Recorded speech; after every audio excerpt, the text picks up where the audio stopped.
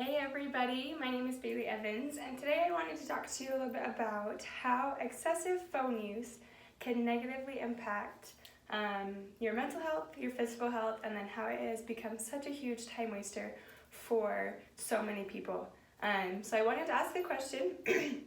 At the end of my presentation, I'll give you the correct answer, but I wanted you to think about this and then ponder it, and then at the end we can compare your answer to the real answer. So my question is, how many years, days, months, weeks, whatever you think it is, do you think the average person spends on their phone throughout their lifetime? So just ponder it, think about it, and then towards the end I'll give you the answer. So hopefully through my presentation maybe you can get some hints, some clues, and then we can go from there.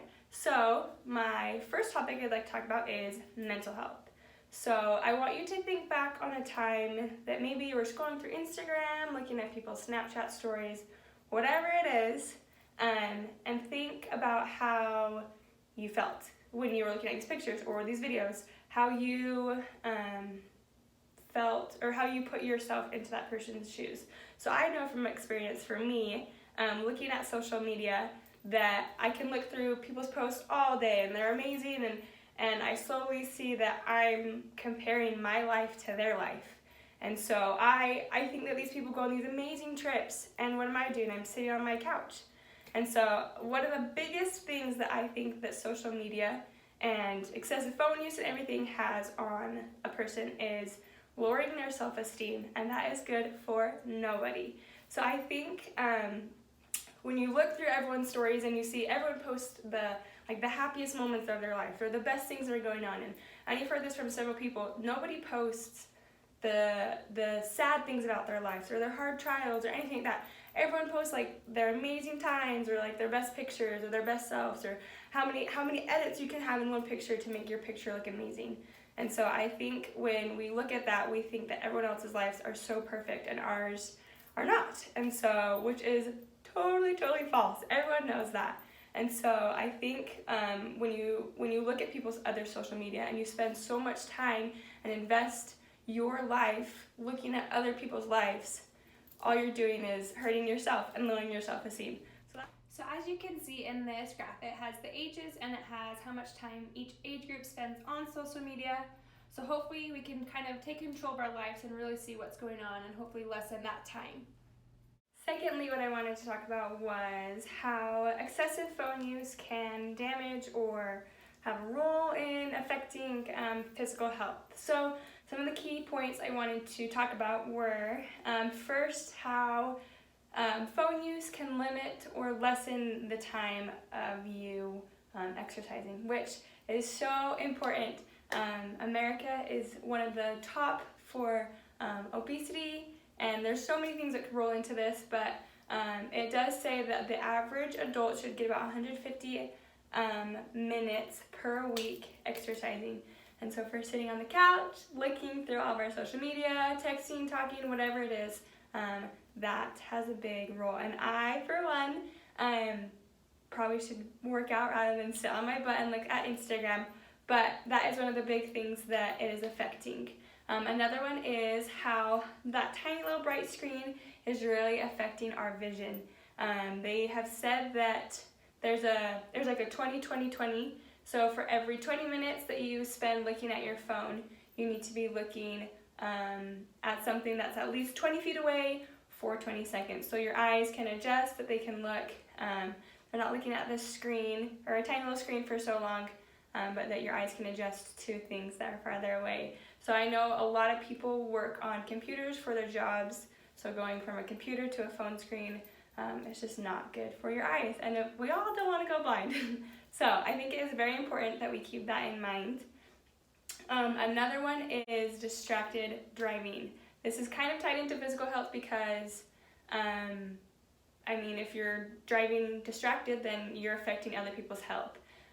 So obviously, you've heard so many things about this, and it's kind of a given. Just don't use your phone while you're driving. People have come up with the text or the talk and call or whatever it is. Like, use those things if you can, but just don't look at your phone. because you put yourself in danger, but you put everyone else on the road in danger as well. And then the last one I wanted to talk about with the physical health was the quality of sleep. So a lot of people look at their phone throughout the night. It helps them put them to sleep. But statistics show that people actually get less sleep knowing that their phone is there, because you have alerts that go off, you have texts that come in late. My advice would be to put your phone on silent, airplane mode, whatever it is, or just set a strict rule for yourself to not touch your phone after a certain time, because you're losing sleep, and with that it affects how you function throughout the day, your health, and so many things can tie into sleep. Sleep is so important, and it's typical that we try to get that 8 hours of sleep. A lot of us don't. College students, work, whatever it is, life gets in the way, but don't let that phone be a reason you're not sleeping. Then the third final topic I wanted to discuss with you guys is how excessive phone use can become such a time waster and a distraction. So I wanted to show you guys a clip of a video that I think is really cool. You guys will have to watch the whole thing because I think it's awesome, but I'll just show you the first little part of it. But I think this really kind of, I don't know, it really speaks to you, and so it shows you how students, in particular, it shows how students are so distracted and how this affects their success. So I wanted to show you this, and then after this we can talk about what you guys think.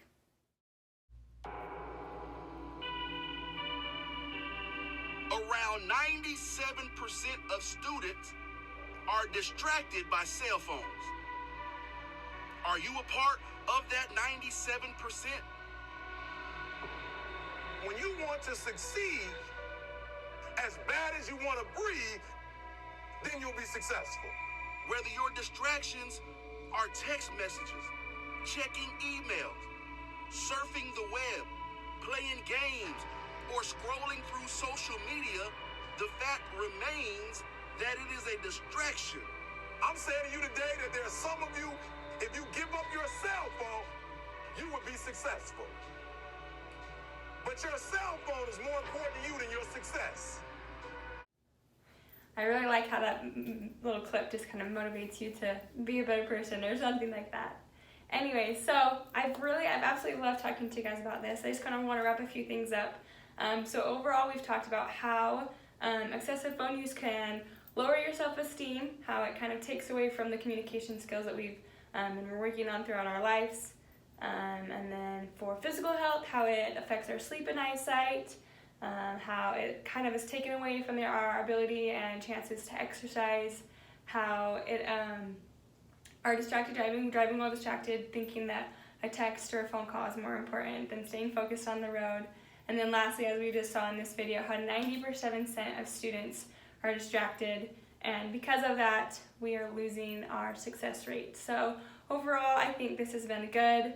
And then I wanted to wrap things up with answering this question. So the question was, how many days, hours, months, weeks, whatever years does the average person spend on their phone throughout their lifetime? And the answer is about 4 years is spent on an average person's lifetime on their phone. And so this was crazy to me when I found this out, because if you think about it, what can you do with 4 years of your life? You could get a degree in school. Like, it's crazy to me that after all, like, you could just rack up all that time, what it is actually doing to our life. So overall, I wanted you guys to hopefully see my vision of how phones are awesome, phones are amazing, they do so much for us, but it's probably in our best interest that we take some of that time away, spend it with people around us, loving our families, spending time with our friends, focusing on what is in front of us, and not comparing our lives to others, not comparing how everyone else is doing in life and you're not, but to use it for good and to lessen that time that we have to really focus on our now and not comparing our lives. So I've really liked this, and I want to, I guess my call to action for all of you guys is to hopefully see how this has affected lives now, and then to really think when you're on your phone what you can be doing. How can you take 20 seconds away from you looking at your Instagram or looking at other people's lives and really apply it to your life? Think of the connections and the communications or the relationships that you guys can create with the people that are in the now and not necessarily comparing your lives to everyone else, and preventing yourself from being the great person you are. So I really enjoyed talking to you guys, and thank you so much for your time. I hope I was able to teach you guys a little bit something, and I am so appreciative of you guys listening. Thank you so much.